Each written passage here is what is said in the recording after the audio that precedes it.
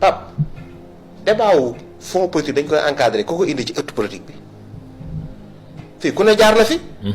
bi Ousmane Sonko duggee ci politique la fonds politique nekk débat ni waruñoo jël alal lu mat nangami milliards teg ko ci loxo yi benn nit nga ne bu ko neexee sax kos almet taal te dara du ko ci fekk moom moo indi débat bi parce que moo ci jub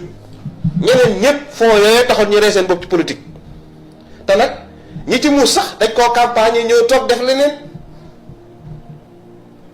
léegi nag moomoo pour ñu naan Ousmane Sonko daa bàyyi bañ xam ni diggante ma waa ji yàqu na léegi ñu dàq ko mu doog ko yëkkati le 8 novembre 2025 Ousmane Sonko waxoon na ni avant le 8 dina am le 8 dina am après le 8 dina am léegi nag Pape pour leeral rek Ousmane Sonko kañ la doon wax ci fonds politique yi ak ban gis-gis la ci am lii le 8 novembre la nañ ko déglu. lance un défi ici fonds politique nag wala fonds secret ni ñu ko mën a tuddee ñun ñoo jëloon engagement bi gor nag ca wax ja gor ca wax ja lan la ñu waxoon nag fonds politique yi dem leen ngeen liiraat programme candidat Bassirou Diomaye Diakhar Faye lan la ñu wax ci fonds politique yi ma liiral leen ko ndax fonds politique yi ñu ngi ci wax.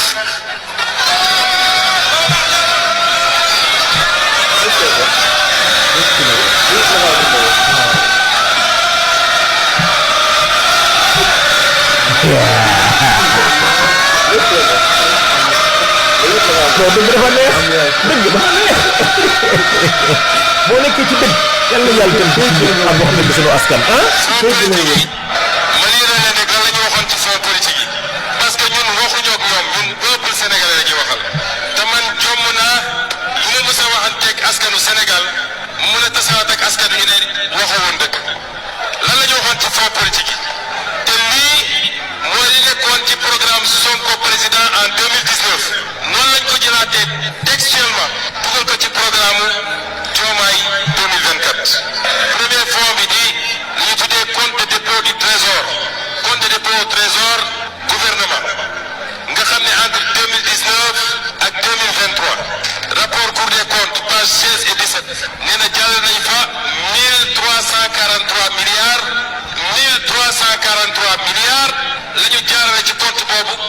lu amul benn contrôle ñu sax-saxee xaalis bi compte boobu wax naa waa Cour des comptes il faut ñu poursuivre liggéey bi il faut ñu dem dërëm bu ne ñu wax ñu fan lañ ko dugal am na compte bu ñu tuddee programme de défense des intérêts économiques et sécuritaires du Sénégal le PDS lu mat 300 et quelques milliards jaaral nañ ko foofu mu ne France muy ñaareelu compte ak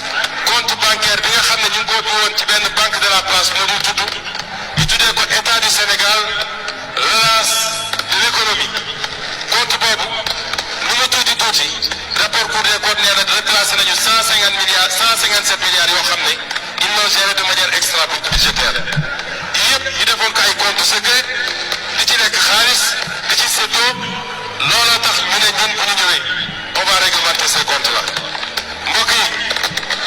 Pastef bokkul ak benn parti ci Sénégal mbokk yi Pastef du parti xaalis Pastef du parti xaalis moo tax nag maa ngi dégg ay discours de temps en temps loolu ma réunir responsable yi ñu ne ma wéy nañu xam ni léegi nguur la ñu nekk il faut ñu am xaalis parce que nit ñi bu njëkk ba dañu daan yërëm duñu laaj xaalis mais léegi dinañu laaj xaalis sénégalais yi xaar ñu ci ñun ñu yor ay milliards di leen ko séddale Sénégal li ñu xaar ci ñun mooy ñu réussir la politique agricole ñu réussir la politique industrielle ñu réussir la création d'emploi ñu yóbbu courant beeg ndox mi fu mu war a dem bu ñu jëloon xaalis réew mi yëpp di ko séddale sénégalais yi te li ma wax amul benn sénégalais duñu woteel waa ñi fi jógee du xaalis la ñu yoroon di ko séddale est-ce que sénégalais yi dàquñu leen te ñaare bu ma commencé dégg discours yooyu sama xel du dal ndax loolu mooy yóbbu nit ci randal ak dëpp gees te ku fi dëpp gees nag waa Pastef ku fi dëpp gees kuñ fi dégg nga dëpp gees kaso nga jëm. tey gees. waaw léegi Pape lii boo ko waxee koo xam ne dégg nee na Pastef du parti wu xaalis politicien bi ut xaalis da lay wan ginnaaw moo tax ñi di génn ñëpp mooy kañe yi nga xam ne xaalis leen fi indi woon. luñ doon ŋeeñ lañ doon wut leader bu mel nii nag kuy wut xaalis doo ànd ak moom tax man la pap ëttu politique bi da cee bari ñoo xam ne dañ cee tab bi bëgg réew mi taxul ut lu ñu am moo tax ku ut lu am doo ànd ak Ousmane Sonko lii kese la du leneen